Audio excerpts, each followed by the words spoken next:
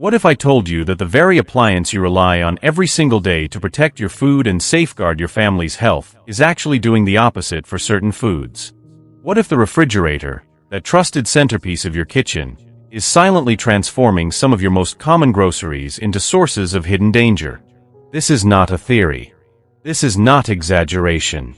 This is a warning that urologists, nutritionists, neurologists, and food scientists around the world are now actively raising.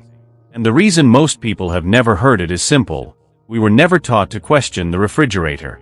We grew up watching our parents and grandparents store food in it. We were told cold equals safe. Cold equals fresh. Cold equals healthy. But science tells a very different story. Certain everyday foods, when exposed to cold temperatures, undergo fundamental chemical changes. Their molecular structure shifts. Harmful compounds are produced.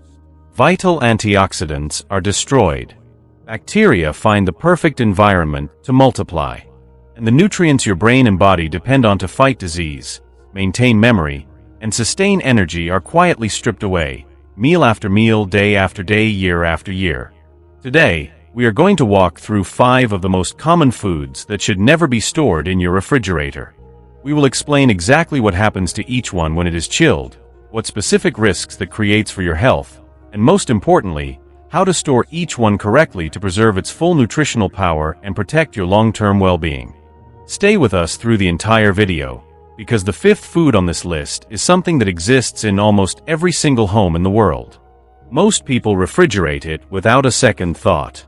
And yet it has been scientifically connected to brain inflammation, mycotoxin exposure, and accelerated memory loss over time. By the end of this video, you will never look at your kitchen storage habits the same way again. Number 1. Potatoes. Let us begin with one of the most universally consumed foods on Earth, the humble potato. Boiled, baked, mashed, roasted, or fried, the potato is a cornerstone of diets across nearly every culture in the world. And in most homes, after buying a bag of potatoes, the natural instinct is to put them straight into the refrigerator to keep them fresh. That instinct, as well-meaning as it is creating a slow and invisible health problem. Here is what actually happens inside a potato the moment it is placed in cold storage. Potatoes are naturally rich in starch, complex carbohydrates that the body breaks down gradually for energy. But cold temperatures disrupt the potato's natural biochemistry. When the temperature drops below a certain threshold, the enzymes inside the potato begin converting that starch into simple sugars, primarily glucose and fructose. This process is known as cold-induced sweetening, and it fundamentally changes the chemical composition of the potato. Now, at this point, you might think, sugar is not that alarming. But the real danger comes the moment that sugar-loaded potato meets high heat. When you fry, bake, or roast a potato that has been refrigerated and has undergone cold-induced sweetening, a chemical reaction is triggered between those elevated sugars and the amino acids present in the potato.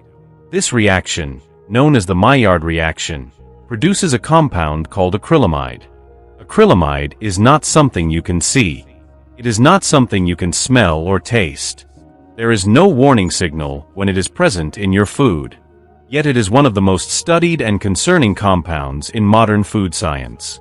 The World Health Organization and numerous independent research institutions have classified acrylamide as a probable human carcinogen, a substance that, with regular exposure, meaningfully increases the risk of cancer.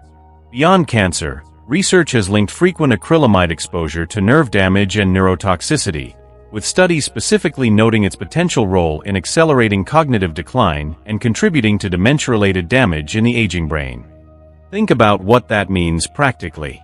If you are someone who refrigerates potatoes and then cooks them at high temperatures, which is exactly what frying, roasting, and baking involve, you may be consuming acrylamide regularly without ever knowing it. And because the compound accumulates in the body silently over time, the effects are not felt immediately. They build quietly across months and years, making the connection between a habit and the health consequence nearly impossible to notice without this kind of specific knowledge. There is also a secondary health concern with refrigerated potatoes that affects your metabolic health. When the starch inside the potato converts to simple sugar, it it changes how your body processes the food after consumption. A potato that has undergone cold-induced sweetening causes a much sharper spike in blood glucose levels than a properly stored potato. For individuals managing type 2 diabetes, prediabetes, or insulin resistance, conditions that are increasingly common among adults over the age of 50, this blood sugar volatility can worsen inflammation, disrupt energy levels, and put additional strain on the cardiovascular system over time. And then there is the issue of solanine.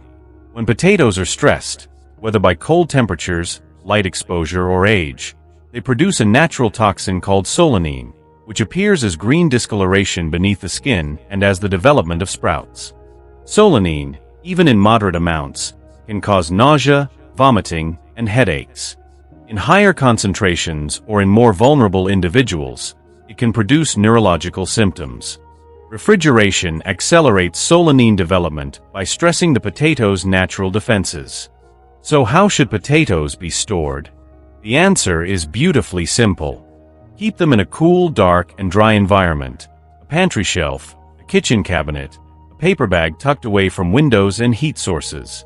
The ideal temperature range is between 45 and 55 degrees Fahrenheit, which is cool but not cold. This range keeps the potato's starch stable, prevents cold-induced sweetening, and naturally slows solanine development.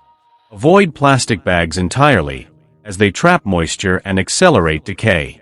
Paper bags and mesh sacks allow the potato to breathe, which is exactly what it needs. Store potatoes away from onions, as both vegetables emit gases that cause each other to spoil faster when in proximity. Buy them in smaller quantities, so you are always working with fresh stock. And always inspect them before cooking. Firm skin, no green patches, no soft spots, no sprouts. When a potato is stored correctly and looks healthy, it is one of the most nutritious and nourishing foods available to you. When it is stored incorrectly and has been quietly degraded by the cold, it becomes something far less beneficial and potentially far more harmful. Number 2. Onions. The onion is one of the oldest cultivated vegetables in human history, used for thousands of years not just as a culinary ingredient but as a natural medicine. Ancient healers recognized its power. Modern science has confirmed it. Onions are rich in powerful antioxidants, particularly a compound called quercetin, which has been extensively studied for its ability to reduce inflammation, protect brain cells from oxidative damage, support cardiovascular health, and even inhibit the growth of certain types of cancer cells. But here is the critical reality that most people are completely unaware of. Refrigeration destroys these benefits. And in doing so, it does not simply make your onion less nutritious, it can actually make it a source of harm. When an onion is placed in the cold, damp environment of a refrigerator, a cascade of damaging processes begins almost immediately. The moisture present in the refrigerator, which onions absorb readily through their outer layers, accelerates the breakdown of the onion's internal cell structure. As those cells degrade, sulfur compounds that would otherwise remain stable begin to transform into more volatile, irritating forms. These altered sulfur compounds are associated with digestive irritation and with regular exposure over time, with increased levels of systemic inflammation throughout the body. Chronic systemic inflammation is not a minor inconvenience. It is one of the most well-documented underlying mechanisms of serious disease. Researchers now understand that long-term, low-grade inflammation drives the development of cardiovascular disease, type 2 diabetes, neurodegenerative conditions including Alzheimer's disease, and multiple forms of cancer.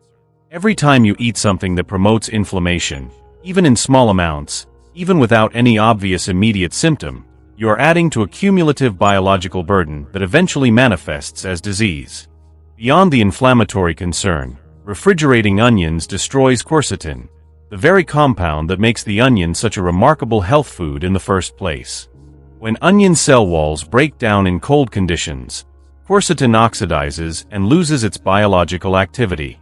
An onion that has been sitting in your refrigerator for several days may still look like an onion.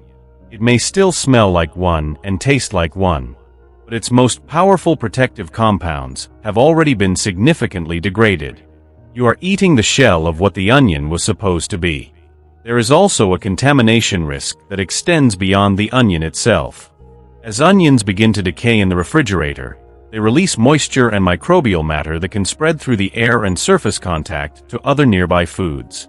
A single onion stored improperly can become a silent source of cross-contamination, introducing bacteria and mold spores to produce, dairy products, and cooked food stored nearby. This risk is particularly significant for older adults, pregnant individuals, and anyone with a compromised immune system, for whom foodborne illness can have far more serious consequences. The correct way to store whole, uncut onions is at room temperature in a location with good airflow, a mesh bag hung near a window that does not receive direct sunlight, a woven basket on the counter, or a loosely open paper bag in a cabinet. Good ventilation is the single most important factor. Onions need to breathe. They do not need cold. They need dryness and air movement. Keep them well away from potatoes. The ethylene gas that potatoes naturally release dramatically accelerates the spoilage of nearby onions. Store them separately, and both will last considerably longer. For cut onions, the guidance is different. A cut onion, once its protective outer layer is removed, does benefit from brief refrigeration, but it must be wrapped tightly in a dry paper towel, placed inside a sealed glass or stainless steel container, and consumed within 24 to 48 hours. Beyond that window, bacterial growth accelerates rapidly, and the risk of consuming contaminated onion becomes real. When you treat your onions with the care they deserve and store them as nature intended, they deliver their full range of benefits. Quercetin protecting your brain from oxidative stress, sulfur compounds supporting your cardiovascular system, and natural antimicrobial properties strengthening your immune defenses. The onion, stored correctly, is a genuinely powerful food. Do not let poor storage habits rob you of what it has to offer. Number 3. Tomatoes. Of all the foods on this list, the tomato may be the one whose refrigeration myth is most deeply embedded in everyday habit. Walk into almost any home, open the refrigerator, and you will almost certainly find tomatoes, tucked into the produce drawer, sitting on a shelf, slowly being robbed of everything that makes them one of nature's most extraordinary health foods. Because here is the truth. Tomatoes are warm-weather fruits. They evolved in tropical and subtropical environments. They were never meant to experience cold. And when they do, the consequences begin immediately and progress with every hour they remain chilled. The first and most noticeable effect is the destruction of flavor. Tomatoes owe their complex, rich taste to a precise combination of sugars, acids, and volatile aromatic compounds. Cold temperatures deactivate the enzymes responsible for producing and sustaining those aromatic compounds. Within hours of refrigeration, the tomato's flavor profile begins to flatten. The warmth and depth disappear. What remains is a pale, watery, faintly sour imitation of what the tomato was supposed to taste like. If you have ever noticed that a tomato from the refrigerator tastes disappointingly bland compared to one eaten fresh from a garden or farmer's market, this enzymatic destruction is exactly why. But the health implications go far beyond flavor. Cold temperatures systematically destroy lycopene, the powerful carotenoid antioxidant that gives tomatoes their distinctive red color and is one of the most studied protective compounds in nutritional science. Lycopene has been shown in extensive research to reduce the risk of prostate cancer, breast cancer, lung cancer, and cardiovascular disease. It is also a critical defender of brain health, with studies linking higher lycopene intake to reduced risk of stroke, slower cognitive aging, and lower rates of neurodegenerative disease. Research published in FoodScience literature has demonstrated that storing tomatoes below 50 degrees Fahrenheit for more than 48 hours can reduce their antioxidant content by more than half. For older adults, who are already at greater risk for the very diseases that lycopene helps prevent, this is not a trivial loss.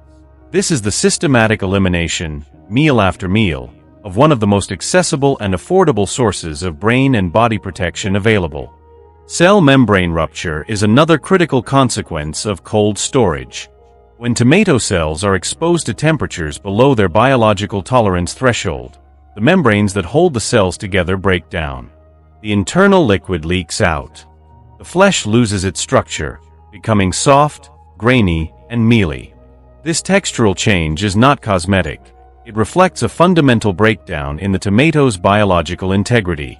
A tomato with ruptured cell membranes is more porous, more vulnerable to bacterial penetration, and significantly less nutritionally complete than it would be at room temperature. Bacteria thrive in this compromised state. Listeria monocytogenes in particular, a serious pathogen that can cause severe illness, especially in older adults, pregnant women, and immunocompromised individuals, has been documented in refrigerated produce environments. A tomato that has absorbed refrigerator moisture through its damaged skin and been sitting for several days in cold storage is far more susceptible to harboring dangerous bacteria than one kept at room temperature. The solution is elegantly simple. Keep your tomatoes at room temperature, stored stem side up on a flat surface or in a shallow bowl.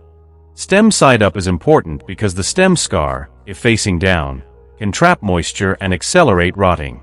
Keep them away from direct sunlight, which overripens them too quickly, and away from strong heat sources. At room temperature, tomatoes continue their natural ripening process, developing deeper flavor, richer color, and increasing concentrations of lycopene and other antioxidants. If your tomatoes are ripening faster than you can use them, a slightly cooler location, a shaded corner of the kitchen, a lower cabinet, can slow the process without the cellular damage that refrigeration causes. Once cut, store the remaining portion in a sealed glass container at room temperature and use it within the day, or refrigerate it briefly and consume it the following day. Give your tomatoes the warmth they were designed for, and they will give you back the full, extraordinary protection that makes them one of the most valuable foods on your table. Number 4. Garlic. Garlic is remarkable. In the entire history of natural medicine, across every culture and every continent, few foods have been as universally recognized for their healing power as garlic. Ancient Egyptians gave it to the workers who built the pyramids to sustain their strength. Hippocrates, the father of modern medicine, prescribed it for a wide range of conditions. And contemporary science has validated what these traditions understood intuitively. Garlic contains one of the most potent natural pharmacological compounds ever identified in a food source. That compound is allicin. Allicin is produced when garlic is crushed or chopped, triggering a reaction between an enzyme called alliinase and a sulfur-containing compound called alliin. The resulting allicin has been scientifically shown to carry powerful antibacterial, antiviral, antifungal, and anti-cancer properties. It reduces blood pressure, lowers LDL cholesterol, inhibits platelet aggregation that leads to dangerous blood clots, and has demonstrated neuroprotective effects that help defend the brain against the oxidative stress associated with Alzheimer's disease and other forms of dementia. And refrigeration destroys all of it. When garlic is stored in cold, moist conditions, the alliinase enzyme that enables allicin production is progressively deactivated. The moisture encourages premature sprouting, that green core you may have noticed inside older garlic cloves, which redirects the plant's biological energy away from producing protective compounds and toward survival mechanisms that are not only nutritionally worthless but potentially irritating to the body. The altered sulfur compounds produced during refrigerator-induced sprouting have a sharper, more bitter flavor and are associated with digestive irritation and increased oxidative load in the gut. Over time, regularly consuming refrigerator-stored garlic may actually contribute to the very inflammation you would be eating garlic to prevent. The bitterness you taste in chilled garlic cloves is not just a flavor problem. It is your body receiving a signal that something in this food has changed chemically in a direction that is not beneficial. Then there is the botulism risk, and this one requires very careful attention. Garlic stored in cold anaerobic environments, meaning environments low in oxygen, which can develop inside sealed containers or beneath oil, creates conditions favorable to the growth of Clostridium botulinum. This is the bacterium responsible for botulism, one of the most dangerous forms of food poisoning known. The toxin it produces attacks the nervous system and can cause paralysis. For older adults, particularly those with any degree of immune compromise, the risk associated with improperly stored garlic is not theoretical. It is a genuine medical concern. Even garlic that looks perfectly intact and smells normal can harbor Clostridium botulinum spores in cold storage conditions. This is precisely why health authorities specifically warn against storing garlic and oil preparations at room temperature or in the refrigerator for extended periods without acidification or commercial processing. The correct storage method for whole, intact garlic bulbs is straightforward and requires no special equipment. Keep them in a cool, dry, well-ventilated location. A ceramic garlic keeper, a hanging mesh basket, or a loosely woven bowl on your countertop. Ventilation is essential. Garlic must be able to exchange air freely to remain stable and healthy. Sealed containers, plastic bags, and drawers that restrict airflow create the moisture buildup that initiates both microbial growth and premature sprouting. Whole bulbs stored correctly can remain fresh, potent, and nutritionally intact for several weeks, sometimes approaching 2 months. Individual cloves, once separated from the bulb, have a shorter window, typically 1 to 2 weeks at room temperature in a dry, ventilated container.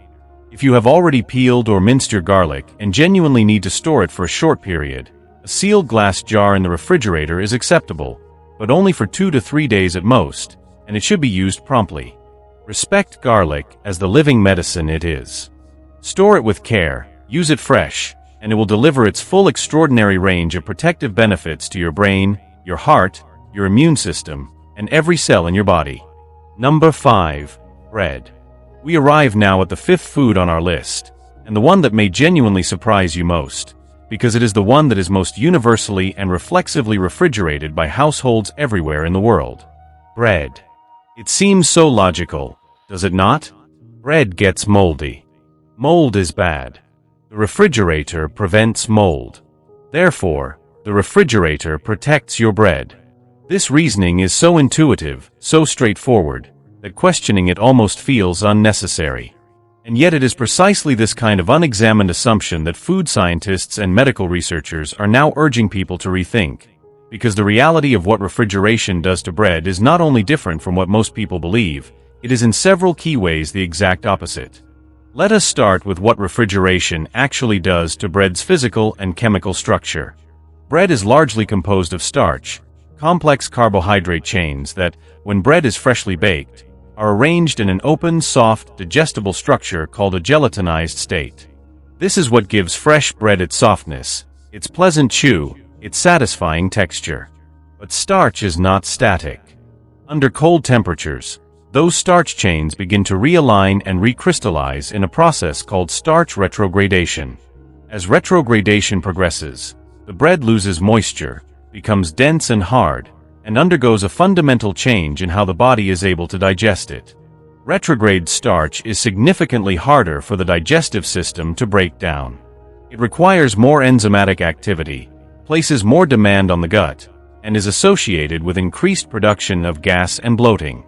For older adults, many of whom already experience some degree of reduced digestive enzyme production, this hardened starch can meaningfully worsen gastrointestinal discomfort.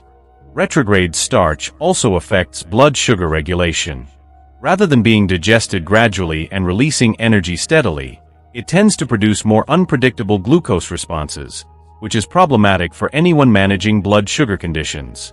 But the far more serious concern with refrigerating bread is the mold and mycotoxin problem, and this is the part of the story that most people have never heard. Here is the critical biological reality. Refrigerators are not dry environments. They are cold and relatively humid environments, and bread, particularly bread stored inside a plastic bag, which is how the vast majority of commercially sold bread comes packaged, sweats in the cold. The temperature difference between the bread and the surrounding refrigerator air causes condensation to form inside the packaging. That moisture accumulates. And moisture, even in small quantities, is precisely what certain molds need to establish themselves and grow. The molds that colonize bread in these conditions, primarily species from the Aspergillus and Penicillium families, produce mycotoxins. Mycotoxins are toxic secondary metabolites, meaning they are chemical byproducts produced by the mold as part of its biological activity. They are invisible to the naked eye. They have no distinctive smell. They cannot be detected without laboratory analysis. And critically, they are not destroyed by cooking or toasting. Once they are present in the bread, heat will not neutralize them. Mycotoxin exposure has been linked in scientific literature to liver damage, immune system suppression, hormonal disruption, and, perhaps most alarming given our aging population's health priorities, neurological damage. Chronic low-level exposure to mycotoxins, particularly aflatoxins produced by Aspergillus species, has been associated with brain inflammation, impaired cognitive function, and an increased vulnerability to neurodegenerative disease over time. For older adults who are already working to protect their brain health, this is a risk that deserves serious attention. And then there is the dangerous myth of cutting away the moldy part and eating the rest. This practice, which is extremely common, is genuinely unsafe when it comes to bread. Because mycotoxins spread through the entire loaf via invisible mycelium threads that penetrate far beyond the visible mold patch. The slice next to the moldy slice. The one next to that. The apparently clean slice at the other end of the loaf. All of them may carry mycotoxin contamination that you cannot see and cannot taste. When bread develops visible mold, the entire loaf must be discarded. There is no safe workaround. So how should bread be stored? The answer once again comes from tradition, from the way bread was stored long before refrigerators existed, which is the way it was always meant to be stored. Bread belongs at room temperature, in a breathable container. A linen bread bag, a paper bag, a wooden bread box with ventilation, or even a clean cloth wrap. All of these allow the bread to exchange moisture with the surrounding air in a way that keeps it naturally balanced. They prevent the moisture buildup that feeds mold while allowing the starch structure to remain open and soft. If you buy more bread than you can reasonably consume within 2 to 3 days, which is genuinely the outer limit of safe room temperature storage for most commercial bread, the answer is not the refrigerator. The answer is the freezer. Freezing bread is fundamentally different from refrigerating it. At true freezing temperatures, starch retrogradation is dramatically slowed, mold growth is halted entirely, and the bread retains its nutritional integrity and texture far better than it would during refrigeration. Slice the bread before freezing so you can remove individual pieces as needed, store it in an airtight freezer-safe bag or container, and simply toast or warm the slices gently when you are ready to eat them. Also consider upgrading the type of bread you purchase. Highly processed white bread, the kind made with refined flour, numerous additives, and artificial preservatives, has a shorter nutritional window and causes rapid blood sugar spikes regardless of how it is stored. Whole grain breads, sourdough breads, and breads made with natural fermentation processes are richer in fiber, more nutritionally complex, gentler on blood sugar, and generally more robust in their natural resistance to spoilage when stored correctly. Bread has been a symbol of nourishment and life for thousands of years across every human civilization. It was never meant to be stored in a cold, damp environment. Honor what it is, store it as it was always meant to be stored, and it will nourish you the way it was always meant to. Final thoughts. We have covered a great deal of ground today, and before we close, it is worth taking a moment to sit with the full weight of what you have just learned. 5 foods. 5 deeply common, widely consumed, everyday foods: potatoes, onions, tomatoes, garlic, and bread. Foods that have been part of human diets for thousands of years. Foods that, when grown, handled, and stored correctly, are among the most nourishing and health-protective substances on Earth. And yet, through one single widespread habit, refrigerating them without question, we are inadvertently transforming them. We are producing carcinogens where there were none. We are destroying antioxidants that protect the brain. We are creating conditions for bacterial and fungal toxins to develop. We are replacing nourishment with harm. And we are doing it with the best intentions, every single day. That is the most important thing to understand here. This is not about blame. This is not about guilt. Every person who has ever refrigerated potatoes did so because they wanted to take care of their family. Every person who put tomatoes in the crisper drawer did so because they wanted their food to last. The habit came from a place of care. But now, armed with a clearer understanding of the science, that care can be expressed more effectively through storage habits that actually align with how these foods were biologically designed to be treated. The relationship between chronic disease and daily habit is one of the most important and underappreciated conversations in modern health. Cancer does not appear suddenly. Dementia does not begin overnight. Cardiovascular disease does not develop in a week.